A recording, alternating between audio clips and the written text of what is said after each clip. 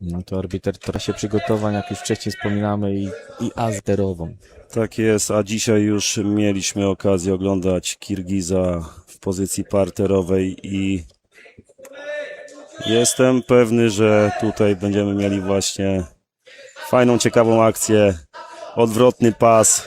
Już nie jeden zawodnik dzisiaj przekonał się, jak się lata kirgiskimi liniami, ale tutaj widzimy, Norweg się dobrze broni, zablokował dostęp do biodra.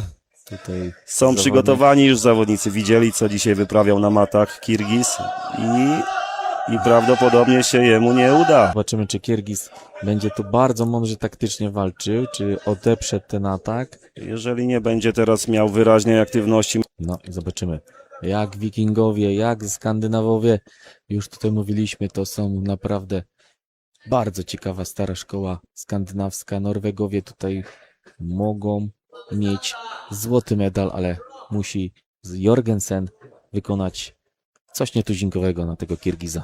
tak jest.